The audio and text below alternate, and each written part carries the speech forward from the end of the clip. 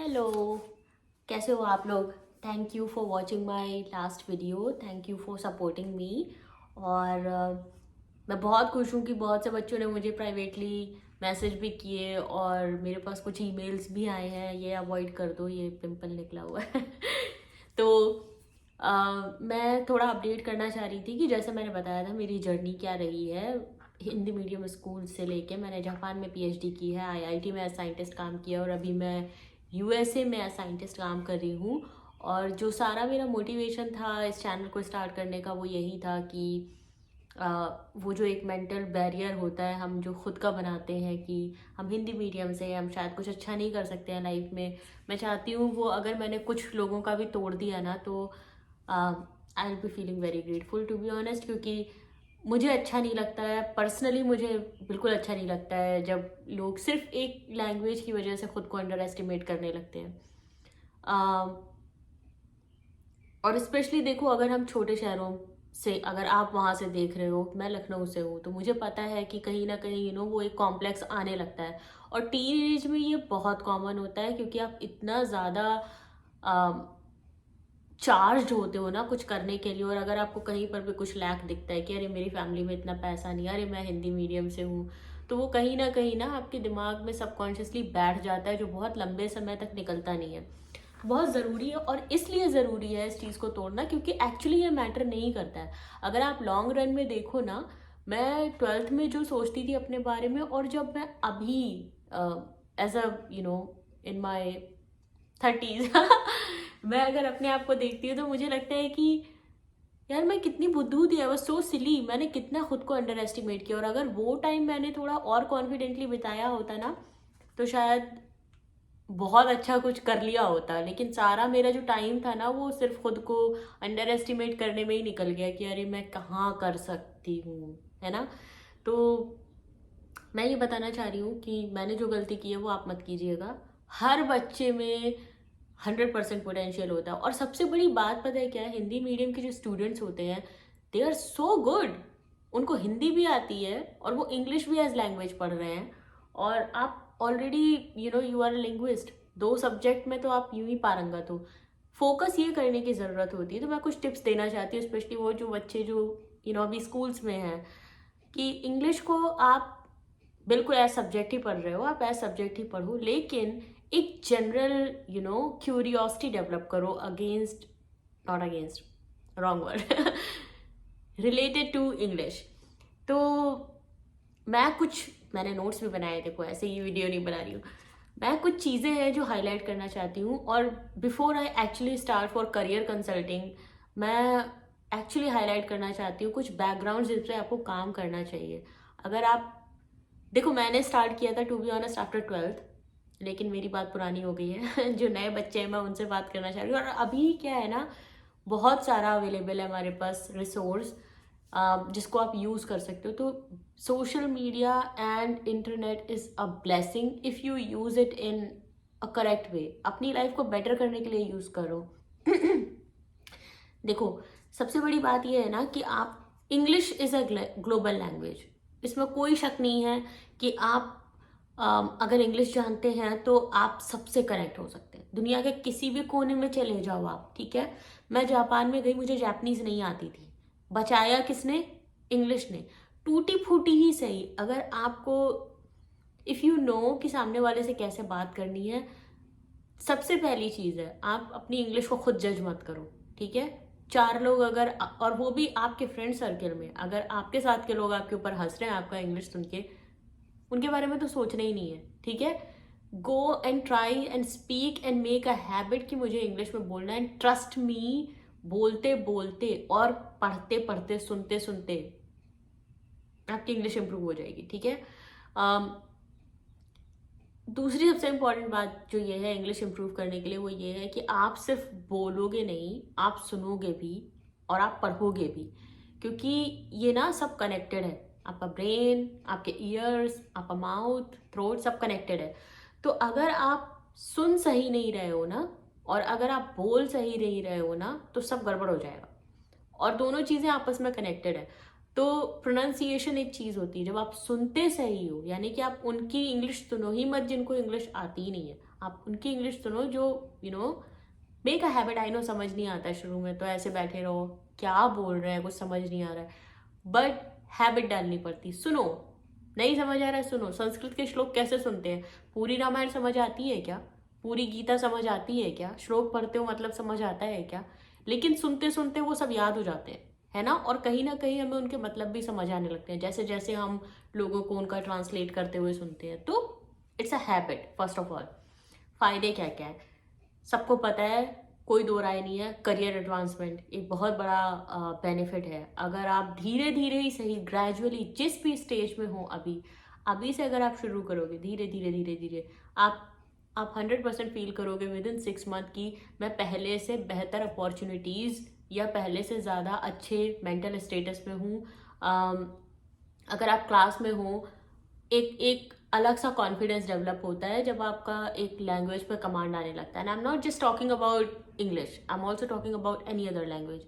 लेकिन हम फोकस करेंगे इंग्लिश पे, क्योंकि अगर आपको यूएस आना है या आपको किसी भी कंट्री में जाना है, इंग्लिश आपकी जान बचाने वाली है। तो पारंगत नहीं होना है बच्चों आपको सिर्फ कन्वर्सेशनल इंग्लिश सीखनी है, ठीक है।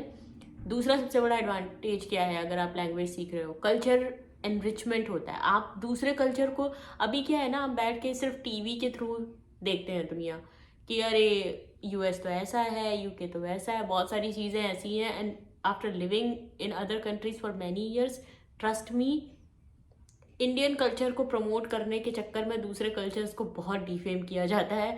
चीज़ें उतनी बुरी नहीं हैं, ठीक है। तो किसी भी कल्चर को अच्छे से समझने के लिए आपको लोगों से बात करनी पड़ेगी, आपको वहाँ पे खाना पीना पड़ेगा।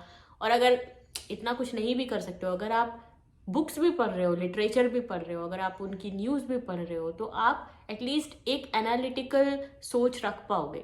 और वो तभी होगा जब आपको बात समझ आ रही होगी। तो ये एक फ़ायदा है। तीसरा क्या है? कॉग्निटिव स्किल बढ़ती है। कॉग्निटिव स्किल मतलब आपका ब्रेन पावर बढ़ रहा है। आप जितना ज़्यादा नई लैंग्वेज को सीखने की कोशिश करोगे, आप सिर्फ अपने ब्रेन को शार्प कर रहे हो, ठीक है। तो वो भी एक एडवांटेज है। चौथा क्या है? अगर आप कहीं भी ट्रैवल कर रहे हो और विद इन इंडिया है, मतलब हम अब्रॉड की बात कर ही क्यों रहे हैं, विद इन इंडिया भी अगर आप साउथ इंडिया में जाओगे, आपको इंडिया में तो इतनी लैंग्वेजेस हैं, हमें तो बल्कि बहुत जल्दी इंग्लिश को ग्रास्प कर लेना चाहिए, क्योंकि हम स्टेट ही चेंज करते हैं और हमें लैंग्वेज समझ नहीं आती है। मैं चेन्नई में थी, मेरा भाई बैंगलोर में रहता है, हमें ज़्यादातर इंग्लिश ही बोलनी पड़ती है। और इसलिए नहीं कि हम बड़े बड़ा कि इंग्लिश शो ऑफ करनी, नहीं, मजबूरी है, इंग्लिश बोलना पड़ेगा आपको, क्योंकि आपको नहीं आती कन्नड़, आपको नहीं आती तेलुगु, आपको नहीं आती तमिल, क्या करोगे, है ना। तो उसके लिए, और आई एम टेलिंग यू, आप किसी भी जगह हो इंडिया में इस समय, छोटे से छोटे शहर में, you will get that experience. वो दिल्ली में जाके, वो मुंबई में जाके, आप ऐसी जगह भी चले जाओ जहाँ पर सब हिंदी बोलते हैं, फिर भी अगर आप किसी बड़े शहर में जा रहे हो, English is going to save your life. आपको बहुत हेल्प मिलेगी इंग्लिश की वजह से, ठीक है। तो उसको आप एक ऐसा समझो कि यार ये लैंग्वेज तो थोड़ी पकड़नी पड़ेगी मुझे, ठीक है। फिर क्या है? Personal growth. ऑब्वियसली जितने ज़्यादा लोगों से मिलोगे, जितना ज़्यादा कल्चर समझोगे, जितनी जगह घूमोगे, जितने अलग अलग डाइवर्स लोगों के साथ में काम करोगे, तो आपकी पर्सनल ग्रोथ होगी, क्योंकि आपका माइंडसेट चेंज होता है। जितने ज़्यादा लोगों से मिलोगे उतने ज़्यादा विचार आपके खुलते हैं, ठीक है। दूसरों से I have written all this, but I think I can combine this. तो broadened perspective, connection with others, obviously आपका कनेक्शन, आपका नेटवर्क बढ़ेगा ज़्यादा से ज़्यादा। अभी आप एक छोटे शहर में अपने फ्रेंड्स के साथ में हो, आप बाहर जाओगे, अभी तो इतना मल्टी कल्चरल होने लग गया, इवन दिल्ली में आपको अलग अलग कंट्रीज के लोग मिलेंगे, आप मिल सकते हो, लोगों से बात कर सकते हो, उनका पर्सपेक्टिव समझ सकते हो, आपका नेटवर्क बढ़ता है, आपकी सोच बढ़ती है ना, सोच का दायरा बढ़ता है। फिर आप किसी भी तरह की लिटरेचर को एक्सेस कर सकते हो, किसी भी तरह की। जैसे मैं साइंस बैकग्राउंड से हूँ, मुझे साइंटिफिक चीज़ें पढ़ना पसंद है, बट मैंने बहुत ज़्यादा स्पिरिचुअलिटी के बारे में भी पढ़ लिया है अभी रिसेंटली। और अभी क्या है, बीच में कोविड के टाइम पे थोड़ा मैं मिडीवियल इंडियन हिस्ट्री और ये सब पढ़ रही थी। और अभी क्या है कि मुझे बहुत ज़्यादा इंटरेस्ट आने लग गया यूरोपियन हिस्ट्री के बारे में, अमेरिकन हिस्ट्री के बारे में, स्पेशली यूरोपियन हिस्ट्री और रशियन हिस्ट्री, चाइनीज़ हिस्ट्री, जिसके बारे में हमें इतना ज़्यादा पता नहीं है। और आपको जब सारी चीज़ें पता चलती है ना, तो आपको पता चलता है सिर्फ इंडिया नहीं, पूरी दुनिया कैसे एक दूसरे के साथ काम कर रही है। कुछ हो रहा है अगर, तो क्यों हो रहा है ना। न्यूज़ के थ्रू आप इतना सा सुनते हो, लेकिन है उसके पीछे इतना बड़ा बैकग्राउंड, तो उसको समझने के लिए आप जितना ज़्यादा लिटरेचर पढ़ पाओगे बहुत आगे की बात है। बट फिर भी एक ही एडवांटेज है, अगर आप इंग्लिश लैंग्वेज को थोड़ा सा फोकस करते हो तो फिर it's fun and enjoyment. Obviously कोई भी नई लैंग्वेज हम सीखते हैं तो बहुत मज़ा आता है। मैंने जब जापानीज सीखी थी, ट्रस्ट मी, शुरू में तो कुछ समझ नहीं आ रहा था, बिकॉज दूर दूर तक हिंदी इंग्लिश किसी भी चीज़ से उसका लेना देना नहीं है।